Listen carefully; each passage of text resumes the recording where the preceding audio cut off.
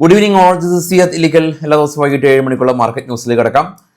രണ്ട് പ്രധാനപ്പെട്ട ഈവൻ്റാണ് ഇന്ന് നമ്മൾ വെയിറ്റ് ചെയ്തത്. ഒന്ന് ഇന്ത്യയുടെ ഇൻഫ്ലേഷൻ ഡേറ്റ, രണ്ട് യു എസിലെ ഇൻഫ്ലേഷൻ ഡേറ്റ. യു എസിലെ ഇൻഫ്ലേഷൻ ഡേറ്റ വരാനിരിക്കുകയെ ഇന്ത്യയുടെ ഇൻഫ്ലേഷൻ ഡേറ്റ വന്നു 2017 ശേഷം വന്ന ഏറ്റവും ബെസ്റ്റ് കൂൾ ഡൗൺ ആയിട്ടുള്ള ഇൻഫ്ലേഷൻ ഡേറ്റയാണ്. നമ്മുടെ വെജിറ്റബിൾ ഇൻഫ്ലേഷനും അതുപോലെ തന്നെ നമ്മുടെ പൾസ് ഇൻഫ്ലേഷനെല്ലാം തന്നെ ഡ്രോപ്പ് ആയിട്ടുണ്ടെന്നുള്ള ന്യൂസാണ് ആദ്യം നമുക്ക് പങ്കുവെക്കാനുള്ളത്. ഇത് നമുക്ക് മാർക്കറ്റിലേക്ക് കിടക്കാം. മാർക്കറ്റിലേക്ക് വരുമ്പോൾ ഇന്നലെ നിഫ്റ്റി ഏകദേശം ഒരു 200 പോയിൻറ്റിൻ്റെ ഒരു അപ്സൈഡ് പോയിരുന്നു. ഇന്ന് ഏകദേശം ഒരു 200 പോയിൻറ്റിൻ്റെ ഡൗൺഫോൾ ഉണ്ടായിരുന്നു. 200 പോയിൻ്റ് എന്ന് പറയുമ്പോൾ ഇന്നത്തെ ഡേ ഹൈയിൽ നിന്നാണ് 200 പോയിൻറ്റ് ഫോൾ ആയിട്ടുള്ളത്. നേരെ നിഫ്റ്റിയുടെ ചാർട്ട് കാണുമ്പോൾ മനസ്സിലാക്കാൻ സാധിക്കും. നിഫ്റ്റിയുടെ ചാർട്ട് ഓപ്പൺ ആയിട്ടുണ്ട്. ഓപ്പണിംഗ് റേഞ്ച് ഇന്നലത്തെ അതേ ക്ലോസിൻ്റെ സമാനമായ രീതിയിൽ ഓപ്പണിംഗ് റേഞ്ച് കാണാം. പതിയെ നിഫ്റ്റി ഉയർന്നു. 24,680 മുകളിൽ നിഫ്റ്റി പോയി. അതായത് ഇന്നലത്തെ ക്ലോസിംഗിൽ നിന്ന് ഏകദേശം ഒരു 152 പോയിൻറ്റ്.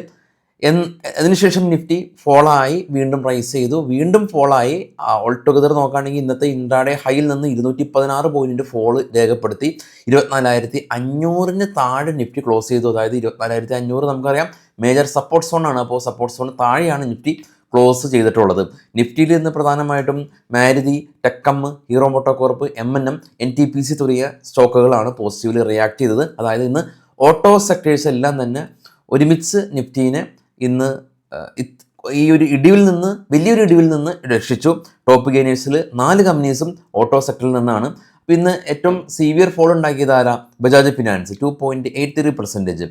ട്രെൻഡും, HUL, HDFC ബാങ്കും, നെസ്ലയും തുടങ്ങിയ കമ്പനീസ് ഫോൾ രേഖപ്പെടുത്തി. അപ്പോൾ HDFC ബാങ്കും ICICI ബാങ്കുമാണ് ഇന്ന് ബാങ്കിങ് മേഖലയിൽ വലിയൊരു ഫോൾ ഉണ്ടാക്കിയിട്ടുള്ളത്. അത് ബാങ്ക് നിഫ്റ്റിയെ 467 പോയിൻറ്റിൻ്റെ ഒരു ഫോളിന് കാരണമാക്കിയിട്ടുണ്ട്. മിഡ് ക്യാപ്പിലേക്ക് വരുമ്പോൾ നമുക്ക് SGVനും GSW, സ്റ്റെയിൻലെസ്സും, ബയോകോണും, ഇന്ത്യ സിമെൻറ്റും എല്ലാം തന്നെയാണ് ടോപ്പ് ഗെയിനേഴ്സായിട്ടുള്ളത്. നല്ല റിസൾട്ട് വന്ന കമ്പനീസ് നല്ല പ്രകടനം കാഴ്ചവെച്ചിരിക്കുന്നുണ്ട്. എന്നാൽ ആസ്ട്രൽ പോലെയുള്ള PVC പൈപ്പ് നിർമ്മാതാക്കൾ ഇന്ന് 8% ഫോള് രേഖപ്പെടുത്തി. ഗ്ലോബലി നോക്കുകയാണെങ്കിൽ നമുക്കറിയാം ഇന്ത്യയും US തമ്മിലുള്ള വ്യാപാര താരിഫ് എല്ലാം തന്നെ ഉയർന്ന നിരക്കിലാണ് ഉള്ളത്. അപ്പോൾ ആ ഒരു പ്രശ്നം നിലനിൽക്കുമ്പോൾ തന്നെ ട്രംപിൻ്റെ ഭാഗത്തു നിന്നുള്ള ഇരുത്തട്ട താപ്പ്, അതായത് ചൈനയായിട്ടുള്ളൊരു താരിഫ് 90 ദിവസത്തേക്ക് മരവിപ്പിച്ചു എന്നുള്ള ഒരു വാർത്ത നമ്മൾ വന്നു. ഇന്ന് ചൈനീസ് മാർക്കറ്റ് അവധിയാണ്. അതുകൊണ്ട് ചൈനീസ് മാർക്കറ്റ് അത്ര പോസിറ്റീവായിട്ട് റിയാക്ട് ഇന്ന് ചെയ്യപ്പെടാനായിട്ട് ചൈനീസ് മാർക്കറ്റ് അവധിയാണ്. ഇപ്പോൾ നാളെയാണ് ചൈനീസ് മാർക്കറ്റ് ഓപ്പൺ ആവുന്നത്. എന്നാൽ ഗ്ലോബലി നോക്കുകയാണെങ്കിൽ ഈ ഒരു അൺസർട്ടനിറ്റി എവിടെയുണ്ട്? ഇപ്പോൾ ഇന്ത്യക്ക് ഒരു 50% താരിഫ് കൊടുത്തിട്ടുണ്ട്. യൂറോപ്യൻ യൂണിയനായിട്ട് ഇത് ധാരണയിൽ വന്നിട്ടില്ല. ചൈനയ്ക്ക് ഇപ്പോൾ ഒരു അലവൻസ് കൊടുത്തു എന്ന് പറയപ്പെടുന്നു. ഇനിയിപ്പോൾ നാളെ അത് ഇല്ലയെന്നും പറഞ്ഞേക്കാം. കാരണം മറുഭാഗത്ത് നിൽക്കുന്നത് ട്രംപാണ്. എന്തും പറയാം, എന്തും മാറ്റി പറയാം എന്നുള്ള രീതിയിലാണ് ട്രംപിൻ്റെ ഒരു അവസ്ഥ.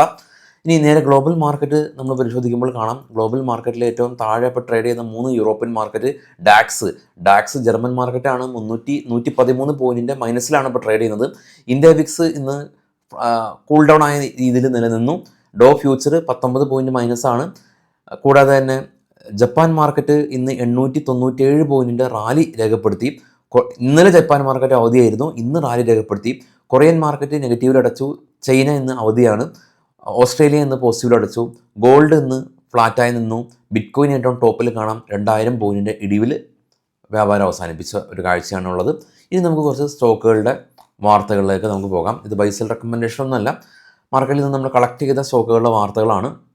അതിനു മുമ്പ് future and option, basic stock market, commodity, crypto ഇതെല്ലാം തന്നെ കുറഞ്ഞ ഫീസിൽ ഓൺലൈനായിട്ടും ഓഫ്ലൈനായിട്ടും പഠിക്കാൻ താല്പര്യമുള്ള ആൾക്ക് ഫസ്റ്റ് കമൻറ്റ് നമ്പർ പിൻ ചെയ്ത് വെച്ചിട്ടുണ്ട്, കോൺടാക്ട് ചെയ്യാം.